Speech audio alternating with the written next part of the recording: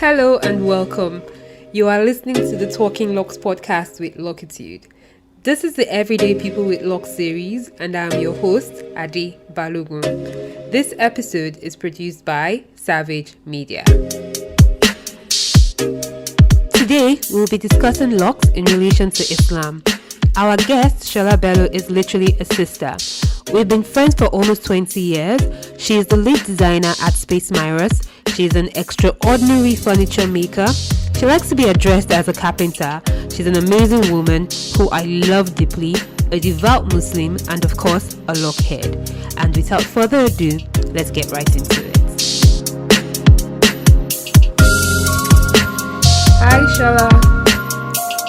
Howdy. Hi, welcome to the Talking Locs podcast. Thank you so much for agreeing to do this. I never expected that you will, because you are rather quiet, and but I'm happy that you have a lot of things to say on this episode, which would be focusing on Locs and Islam. So before I start talking too much, can you please tell us your full name and a little bit about yourself? Okay. My name is Sola Bello. I studied architecture at University of Lagos. Ade's very good friend. And anyway, okay, I think so. That's all. I make furniture right now, so and I have Locs. All right. And I've had it for 3 years now. Yeah. Awesome. That's going to be my next question. So 3 years of having Locs. I think Yes. the best place to start is, why did you even choose to get Locs in the first place? I think I got bored of my hair.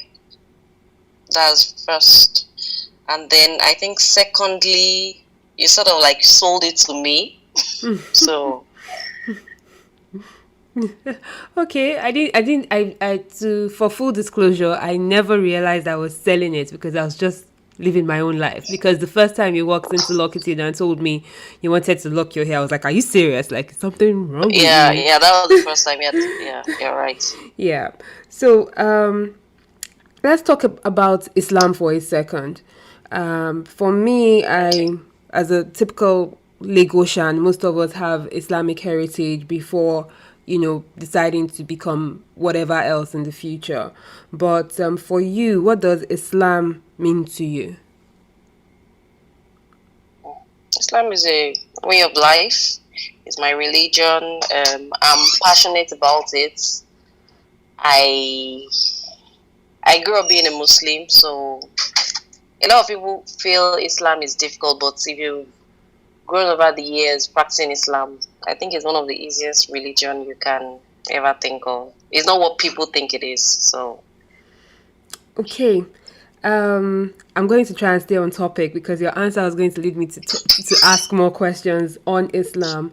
Okay. But since we're talking about Locs in relation to Islam, I would first start by saying, and we do all know that women who practice Islam are required by the religion to cover their hair. I don't know if the way I've said that statement is accurate. Yes. Yeah.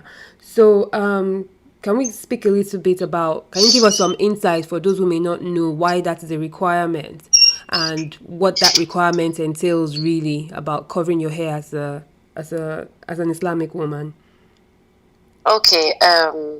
Basically, why Islam says cover your hair is Islam wants you to be less attractive to the opposite sex, and your hair, your nails, your fingers, parts of your body kind of are the things that a normal guy would see and then will have interest in you. So Islam like trying to curb fornication, adultery. If you don't see what's under, you're not interested, kind of. So Okay. You get what I mean? So yeah, I do get that. So at this point, who gets to see your hair? your close family members and your husband, your children. Your uncles are not even meant to see. Your brothers, your sisters, your husband, your children. Those are the only people who People get to that, see your yeah, locks. people that basically will not be sexually attracted to you, sort of. Normally, they shouldn't be. Do you understand? Because nowadays, you get to find that a baby is looking attractive to the uncle, and but normally, people that should not feel attracted to you. So now my inkling is because sometimes when a Muslim woman comes to the salon, gets their hair beautifully done and they cover it, it's almost like what a waste. Why have you just done your hair so beautifully and just gone ahead and covered it and nobody can see it? So do you feel like even making your hair is almost a waste of time? No, it's not a waste of time. I look pretty to myself. I look pretty to my husband, who is the most important person. If I don't look pretty to Mr. Savage, it doesn't matter. Okay, all right, that's an inside joke right there. Okay, Shala, we have to be serious. It's not just us listening to this podcast. It's potentially the whole world. No more inside jokes. Okay. Right. So, Okay.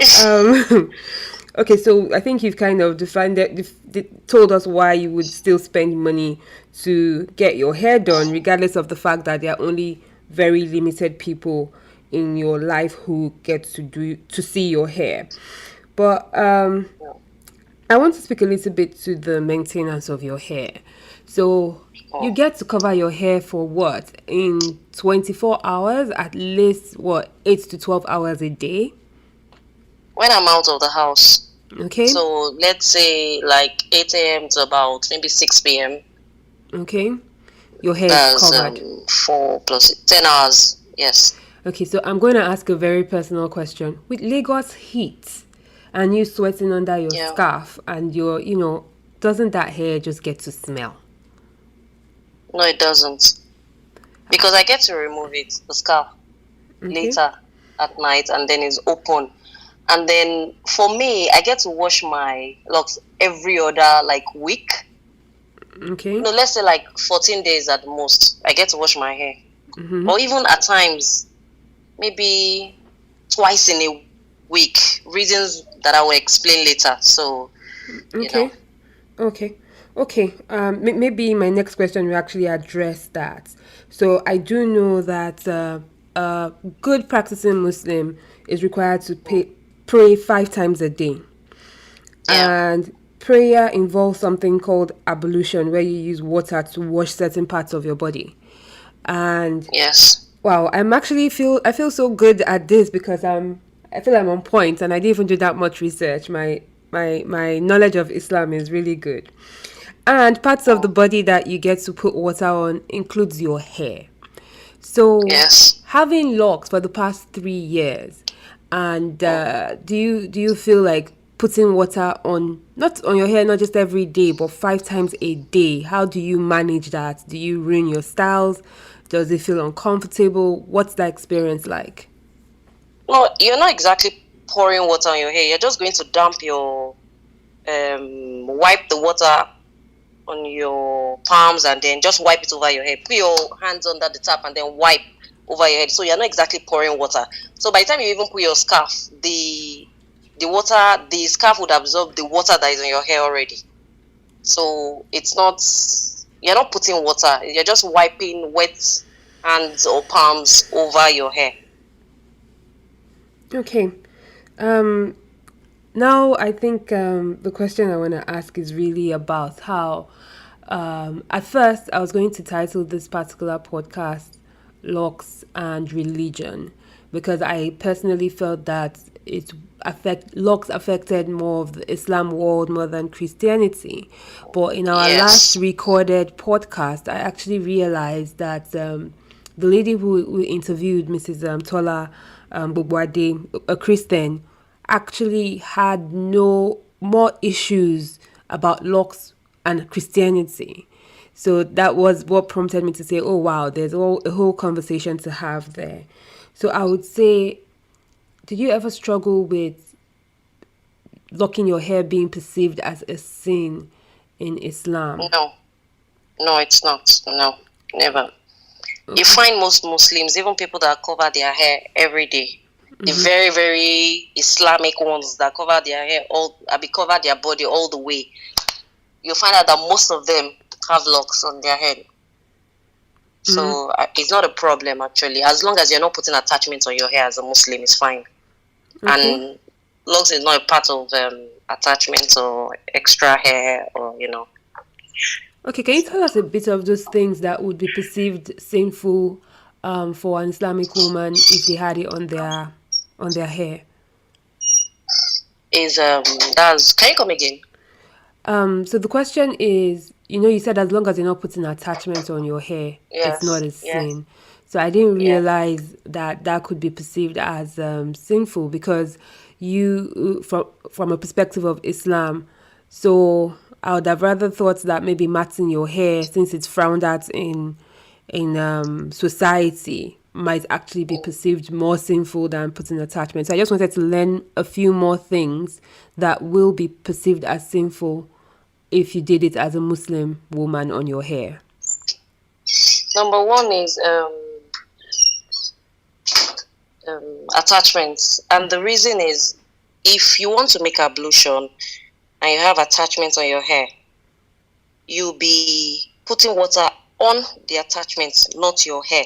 So it doesn't make your ablution valid. And if you don't have valid ablution, your prayer is not valid. Second is dyeing of your hair. If originally your hair is yellow, for example, you can't dye your hair as a Muslim woman or man into yellow again. You can dye to any other color, black, green, blue is allowed. I'm sure you've seen a lot of Arab men with their beard dyed and their hair. As long as your original color God has created you in is black, you cannot dye your hair black, but you can dye any other color. That I don't really understand. I've not found time to read deeply into that, but I know that is that's the ruling concerning that part of dyeing your hair. You can dye your hair to any other color, but not the original color. Interesting. Very interesting information that you have given us there. Okay, so yes, you've given us some insights on what it's like. To be honest with you, when the Muslim women patronage started to increase at Locitude, I was surprised. I was like, oh my God, seriously. I can almost tell you the reason for that. Okay, please do. Go ahead. Okay, the reason for that is when a man and a woman make love, you're supposed to have a particular... In Islam, there are 3 types of bath. You have the one you have a special or spiritual bath. That's the one after sex. There's one when the person dies. And the third one is... I've forgotten. But why you have a lot of Muslims with locks is because for a married woman, when you have sex, you're supposed to have a special bath. And that bath... Okay, the third one is when after your period. Yes, after your period. So after sex, you're supposed to have a certain bath, and which requires you to pour water on your hair. So imagine that I have a what's it called? Sex 3 times a day. Sorry? So if you're having sex 3 times a day, you're going to have this bath 3 times a day. God bless you. Yes, that's why I say I get to wash my hair frequently, because if I have sex today and I pour water on my hair and I dry it, I'm going to have to wash it eventually anyway. Interesting. I didn't know Abdulaziz was getting it every 5 seconds. Okay. All right. I did see that one coming there. Wow. Yeah, so you get to... So for a Muslim woman, imagine me having dada and then I pour water on my hair. All I have to do is dry it and I move on. Or I just pack it. If I'm not able to dry it, by the time I come back, I can just free the hair. It dries up. So you can't compare that to having million braids or having attachments, or it's easier to maintain if you have that kind of lifestyle. That makes a lot of sense. That makes a lot of sense. So let us speak a little bit to maintenance of your locks. Okay. So for you, I'm already beginning to sense that locks is definitely much The answer I've easier. been looking for all my Right. life. Okay. So what does maintaining your hair seem like? Besides showering like 5 times a day. And when you do shower 5 times a day, how do you keep it moving? What's your routine after that? Apart from washing my hair every other like week, I enjoy oiling my hair again because I don't know, I just feel like there's this hair product you sell. Am I supposed to do that? Yeah, it's Sponsor fine. that. This is Locitude Okay, there's this podcast. hair product. Yeah, there's this hair product you sell. Is the minty, what's it Minty called? Bust, Locitude Minty Yes, Bust. exactly. Coming So soon because to I like the Amazon. smell, okay, because I like the smell so much, I get to oil my hair with it like maybe twice a week or maybe like every 5 days, and and then I get to wash, or but I go to the salon. I try to go to the salon like once a month, Okay. but Lagos can be difficult, so sometimes at least once in like 7 to 8 weeks Okay. I visit the salon to relock my hair. So you basically wash your hair yourself and you use oils and then you are fine for Yes, the most yes, part and then dry. and Yes. dry it. And then you find that convenient. Okay, so now I'm just pondering. Is locks something, would you say locks is something that is familiar? Because I'm sensing how your locks reflect on your relationships in terms of a married couple, especially when it comes to Islam. So there's a lot of interaction with how your hair plays in how you are intimate with your partner. So would you say it's familiar for an Islamic man to know that many of these Islamic women will have locked hair, and this is not even a conversation? And the reason why I bring up this question, let me give it more flesh, is that for me, who doesn't practice Islam, when people see I have my hair open, when I said my locks especially, I would get on your wedding day, what hairstyle would you wear? What if your husband doesn't like it? The first time I said my locks, my hairdresser, he used to be called Nice. Henry, that's his name. Henry told me, you're never going to find a husband with this hairstyle. So there's all that perception that guys don't like it. You're going to be making yourself a little bit more unattractive if you get this hairstyle. That's my own experience towards male suitors and the hair. And I've even had, ex's parents tell you things like you have to cut this hair because it's not befitting. So in the Islamic world, is it perceived differently? Is there a conversation around it? Are men even aware that this is a thing? If your wife tells you, you would know, but I don't think is a big deal as such. There's no. On the contrary, I think there's a lot you can do with your dada. So because you can style it however you like. For me, it gives me different looks. Although I do the same style, but when I take out my hair, I don't know. Yeah, but I'm I saying don't that think so. Okay. did Abdulaziz ever have any input or? Oh no, at all. He likes it actually. Okay. And then, okay, no, don't worry, you know the story already. He likes it. No, but please tell us the story. Tell us the story. That's the story we want to hear. I told you before. Yeah, I told you before when I said for like 1 year. I've had dada for like 1 year. He didn't notice. Then all of a sudden, when he was growing, he now came to me and said, "You look like what's the name of this footballer with dada? Then Iwobi. You look like Iwobi sort of." But he still didn't realize it was dada. That's him. He doesn't really look like that. So he doesn't see a problem with it. He likes it. Now that he's a bit long, anytime I go to Locitude and then I come back and I open my like, oh, okay, you made your hair today, is nice, that kind of thing. So. Okay, all right. And now I do know your mom very well, and I know that she's a no-nonsense woman. At what point did she realize what you were trying to do to your hair, and what was her reaction? I told her from day one. As a matter of fact, she wanted it as well. It's just that she has never come around to say, okay, come and take me to the salon or something. It's something she wants, actually. Wow. So, because it's convenient. Do you understand? as Muslims is very convenient. So Okay. she likes it. She wants it. All right, so that means that you are actually having a blast. It almost seems that the Muslim woman is the person that has the least negative stereotype about locks.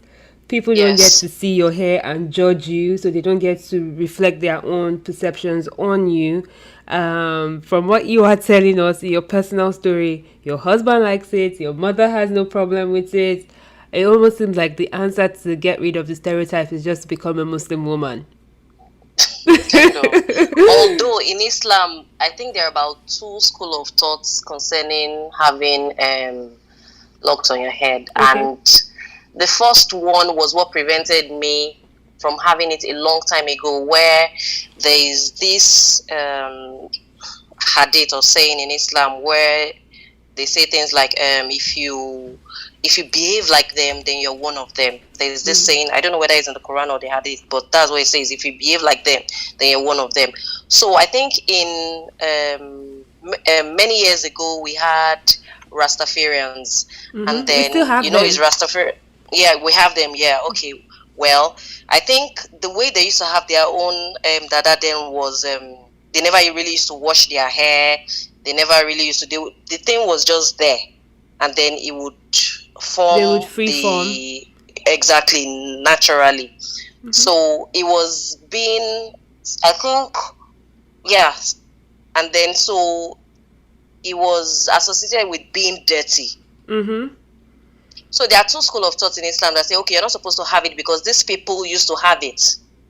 But the style and manner in which we achieve dada now is not being dirty. Do you understand? Because some people believe it's being dirty. So some Muslims will say, no, it is wrong in Islam. You're not supposed to have it. But sometimes when they give you this information, you're supposed to read more, ask questions, and then do your thing.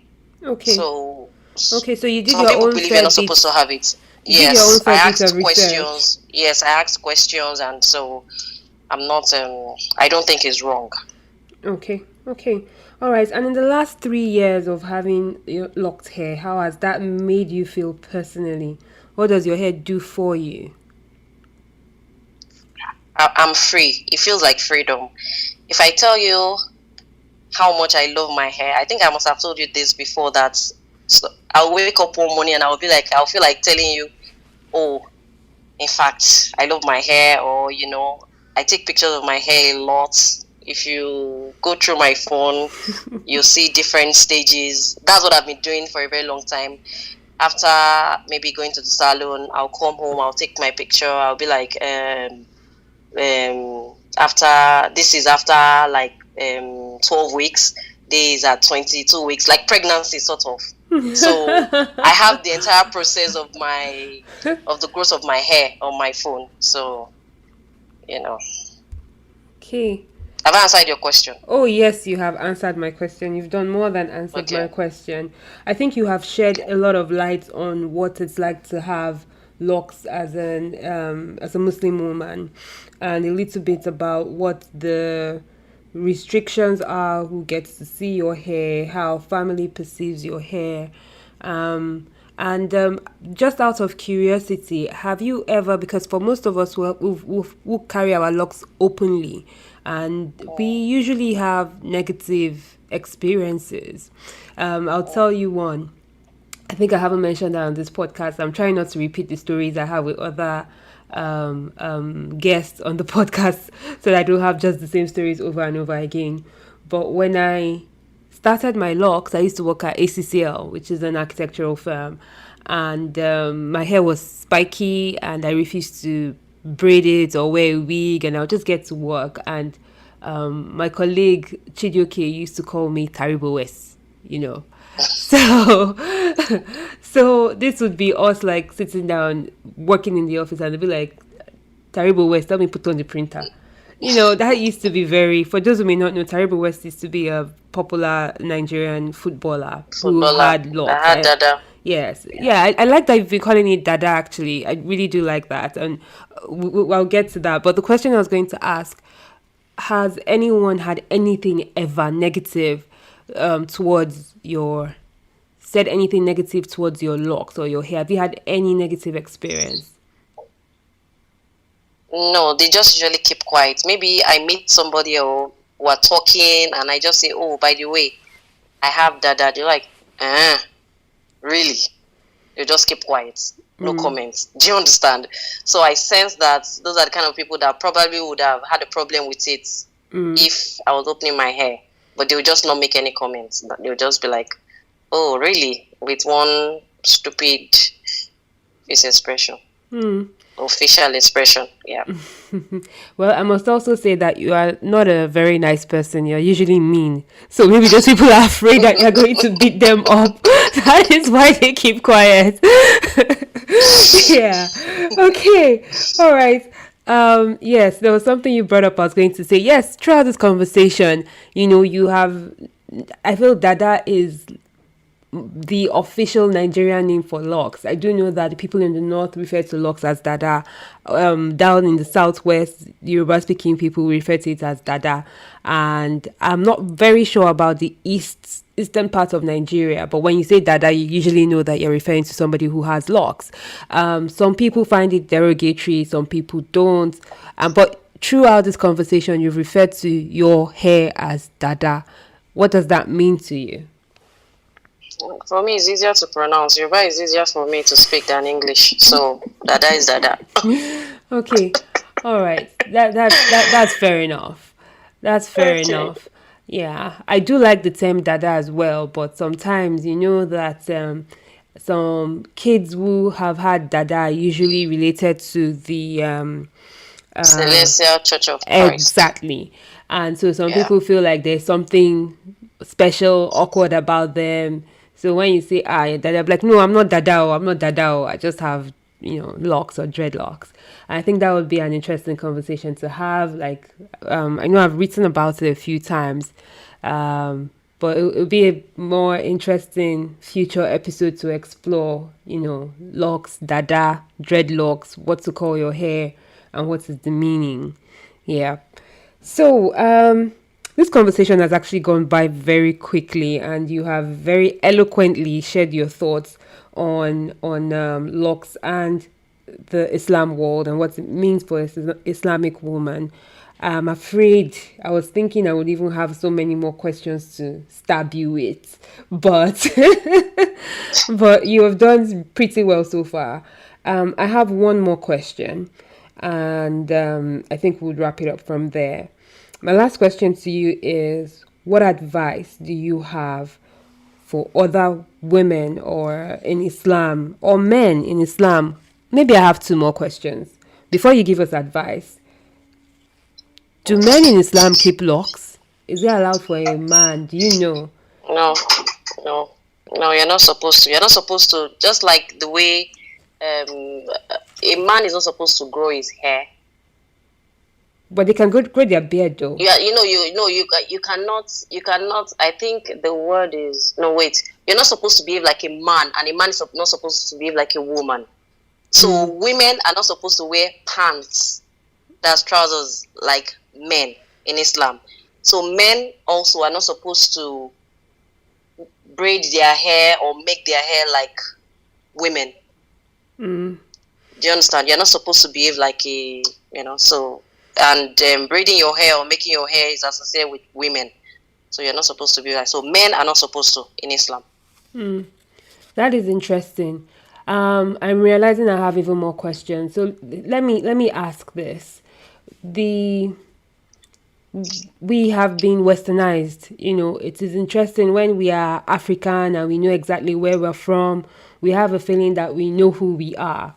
But meanwhile, a lot of the things that we do, even up to the food that we eat, has become very westernized.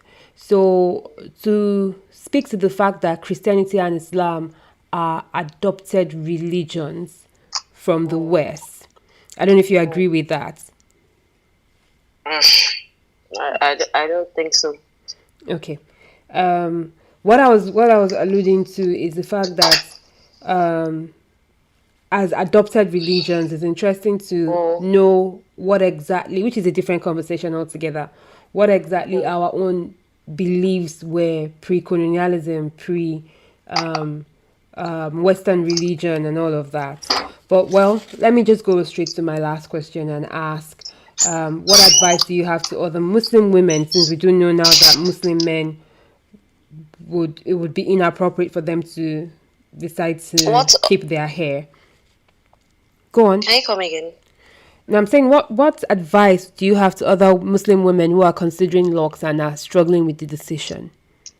Go for it. You won't regret it. And when you have sex 10 times a day, you can shower very You can just, pour the water and go out. You don't need to do anything to the hair again. Okay, I think that's been the funniest part of this conversation. I'm hoping I'm not going to have to mark this episode as explicit. I think we've been decent so far. So, Sola, thank you so much for agreeing to do this. It means a lot to me, and I think I have learned one or two things, and I do hope that this conversation is useful for somebody out there. Thank you so much, and enjoy the rest of your weekend.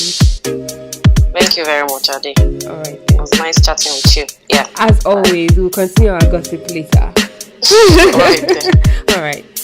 That was an interesting episode. I hope you found it as entertaining, educative, and informative as I did about locks and Islam. In our next episode, we would be exploring locks in relation to kids. And we're going to have an actual 6-year-old on the episode. It's going to be fun.